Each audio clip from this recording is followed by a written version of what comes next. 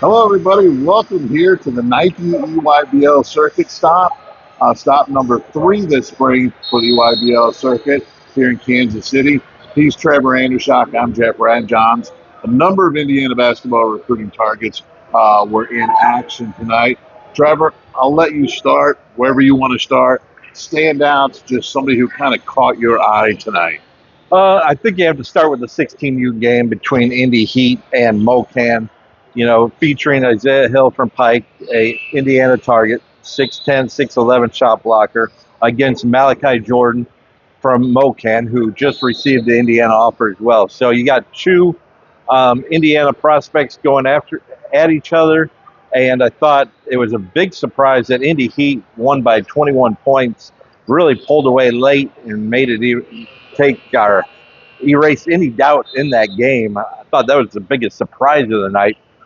Isaiah Hill played really well, but also Jahari Miller, also a Pike player, played really well. He's been playing at a different level the last couple of weeks. Picked up his defensive intensity, getting to the rim a little bit more, and then you sprinkle in a few of those outside shots that he's known for. I thought that really helped Indy Heat. Harper Baker Lance played well again. So I thought overall that 16U game between Indy Heat and MoKan Elite was the thing that stood out the most to me, Randy. Yeah, Isaiah Hill's really coming along. Like you've mentioned on the board several times, he's been the best shot blocker in the 2027 class, basically since he entered high school. But now he's not only blocking shots, I think he's rebounding better, and he's also stepping out and making threes. I think he was 2 for 2 from 3 tonight. He's had other games where he's made a 3 or 2. It's a very smooth-looking shot. So if you just took him as just a shot blocker, rebounder, lob finisher, he's definitely an impact player at the high major level. You throw in the ability to step out and make some threes, make some shots, that really changes who he is. And last year, he would take those shots but not hit it. He's really worked on his mechanics, smoothed it out, like you said. The rotation's a lot better. It looks a lot better coming out of his hands, and he's starting to see those results right now. Yeah, I thought another game that was really interesting was the team takeover game. Obviously, Jordan Smith, Prince Alexander, two guys for team takeover who have Indiana offers. Jordan Smith, top 10 player in the country, is just fantastic. And like you mentioned, he's pretty incredible from a physicality standpoint. He is a guard, 6'3", somewhere around there, maybe less. Maybe he's less of that. Okay, listed at 6'3", probably less. But his ability to use his strength to go in and get rebounds is unbelievable for a guard. He's so powerful. He can go in. He can completely dislodge people. Really strong arms and hands. Gets rebounds that he shouldn't really get for his size, especially in traffic. I'm not talking about the ball's just free and he's hustling to get it. We're talking about in traffic, in the lane, in the paint, in congestion. It's just really impressive watching. And you see a little bit of it on film, but when you see him in person and you see the differential in height of Jordan Smith versus the guys he gets rebounds against, it's really impressive just sitting there in the gym and watching that. And he's a driver. He's really finished. Now he's starting to make threes. There's no question he's a top 10 prospect. And I thought he was really impressive again tonight. He's been impressive all spring. You got to see him last weekend as well. Yeah, what I really like to watch about him, one, his competitiveness really stands out above the rest, even with these high-powered, highly ranked players that really want to win, really want to compete every possession. He goes a step beyond. It is nonstop, and like you said, he goes into traffic, grabs a rebound, and gets to the other end like no other guard I've seen in a long time. It's almost to a Derrick Rose level where you have that explosion one end to the other, and it's before you blink, he is at the rim on the other side of the court. Yeah. Prince Alexander Moody, another really good prospect, national top 100 type player. He had a very solid game tonight. I think it was around 15 points in 20 minutes. Very efficient for team takeover. He can play the point. He can play the 2. He can almost play a little bit of 3, kind of, sort of, if you wanted him to. So he's certainly a really good prospect. And I think he's somebody who you look at as, probably a 4-year college player, but somebody as a junior and senior is probably going to be quite good, I think. But he still has that upside where if things really click for him, really come together, he could be a 1 or 2 year player. Sure. He just has not been consistent enough with his shooting, with his driving, his overall offensive production. But he shows those flashes like he did against Oakland Soldiers last week, getting to the rim against high-level athletes that, top 20 or 30 guys can do, but guys ranked where he is usually don't do that kind of thing. So it'll be interesting to see exactly how his game develops and if he becomes more consistent with those high-level flashes that he's shown this spring so far. Another game I got to see was team final against the New York Reds. Sammy Jackson for team final, a bigger guard around 6'5", 6'6" or so.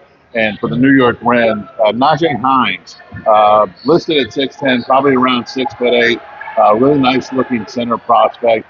And watching Hines in person, a name that came to mind was Xavier Tillman.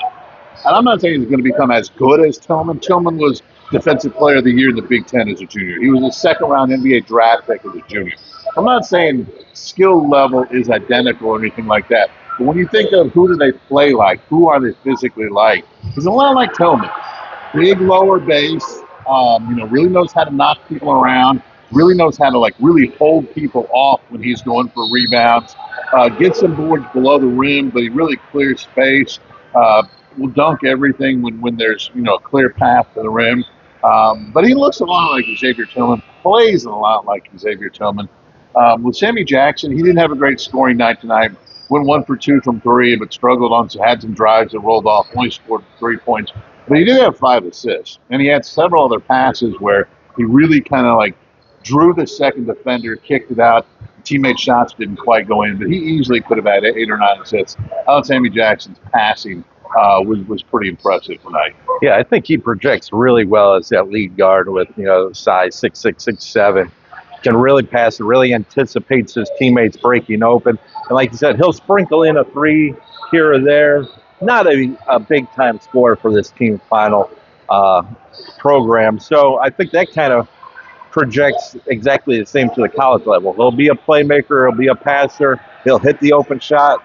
He'll get a run out in transition here or there.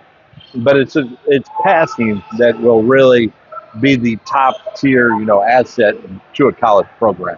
And like you mentioned, with his size, he can be quite impactful as a creator. If he's 6'6", 6'7" out there up top running the point, that could be pretty interesting.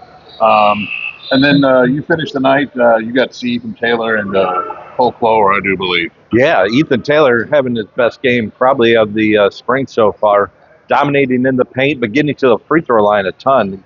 I think went 5 of 6 early and kept making them. Through 3 quarters, had 21 points, 8 rebounds. They're still finishing up right now, but I love his upside, love what he does. Super consistent, super productive. Doesn't play huge minutes for this MoKan team, so his raw counting numbers don't pop off the page, but finishes great. Big body, 7 foot, great base, knows how to get to different spots, moves well. Great hands. He does everything you want from a 7-foot center. Not going to go out on the perimeter and jack up threes. He knows his role, and he does it very well. Kohler having a pretty good game. I like most that he showed the ability to create his own shot. Okay. Mostly a shooter, but has, that little wiggle where he gets into a guy's jab step back 3. Can get defenders off balance a little bit and attack the rim.